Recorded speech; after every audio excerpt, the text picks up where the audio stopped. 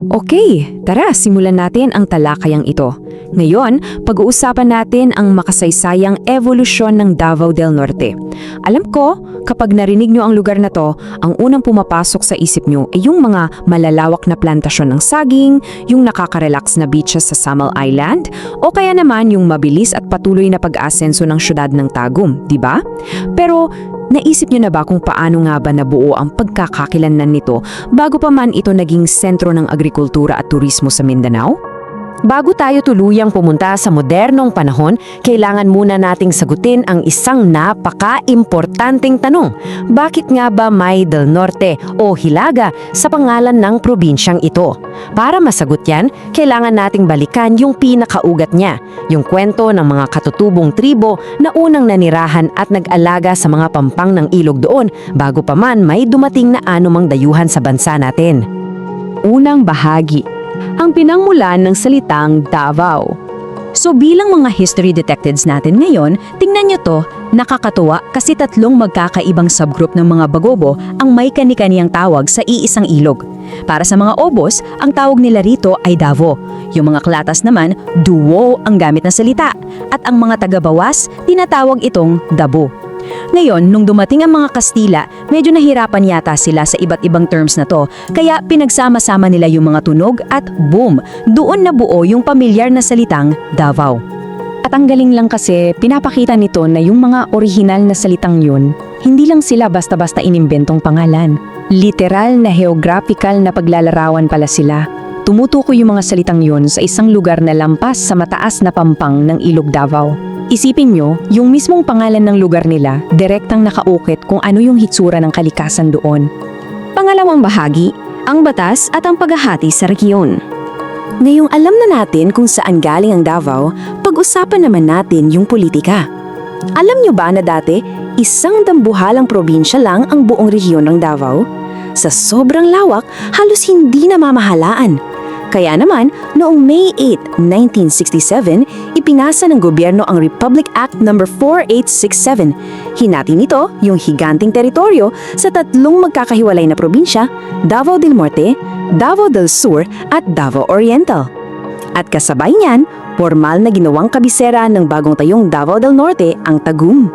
Dito napapasok yung sagot sa tanong natin kanina. Bakit Del Norte? Sa totoo lang, walang malalim na misteryo rito. Yung pariralang Kastila na Del Norte, literal lang na ibig sabihin ay ngang Hilaga. Ginamit lang siya bilang isang simpleng geographical na label para matukoy kung nasaan yung hilagang bahagi ng orihinal na super province. Ganun lang kasimple. Ikatlong bahagi, ang makabagong Davao del Norte. Pero hindi pa dyan natapos ang pagbabago ng mapa. Kung titingnan natin yung timeline, makikita ninyo na mula sa isang malaking prekolonyal na rehiyon, nahati ito sa tatlo noong 1967. Tapos pagdating ng taong 1998, muling hiniwalay ang Compostela Valley o yung kilala natin ngayon na Davao de Oro. Ang naging epekto, mas lumiit man ang borders ng Davao del Norte at naging mas compact, naging susi naman ito para mas mag-focus at mag-transform sila bilang isang matibay na hub para sa transportasyon at turismo. At dahil nga sa geographical na pagbabagong yan, nagbigay daan ito para sumabog yung malalaking industriya ng saging dito. Literal na nilagyan nila ang probinsya sa mapa ng pandaigdigang kalakalan, kaya nga banana capital ang tawag sa kanila, 'di ba? Tapos, kasabay ng pagunlad ng agrikultura, sobrang galing din nilang napamamahalaan yung mga nakamamanghang likas na yaman nila, lalo na yung Island Garden City of Samal, isang perpektong kombinasyon ng lupa at dagat. Pero alam nyo kung ano yung pinakamaganda sa lahat ng ito? Sa kabila ng mabilis na modernisasyon at pag-asenso ng ekonomiya nila, hindi nawawala yung mga nakasanayan. Buhay na buhay pa rin ang kultura ng mga katutubong tribong Atamanobo at Mandaya. Isang napakagandang paalala na kahit gaano ka pa kabilis umunlad, yung totoong pagkakakilanlan mo palaging nakaugat sa tradisyon. Kaya gustong-gusto ko kung paano nito binubuod yung buong kwento natin Yung salitang Del Norte, hindi na lang siya basta isang direksyon sa kompas o simpleng salitang naiwan sa mapa. Naging isang makapangyarihang simbolo na siya ngayon ng patuloy na paglago, pag-unlad at katataganan ng mga tao roon. Para tapusin ang explainer natin ngayon, may iiwan akong tanong sa inyo. Anong paborito ninyong puntahan sa Davao del Norte? Nabisita nyo na ba yung Giant Clam Sanctuary o kaya nakapag-relax na ba kayo sa mga magagandang parke sa Tagum?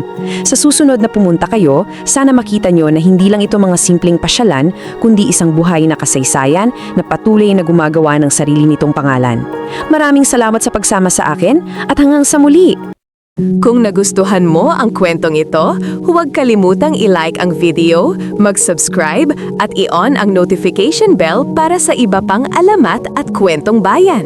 I-share mo rin ito para mas marami pang Pilipino ang makaalala ng kagandahan ng ating mga kwento.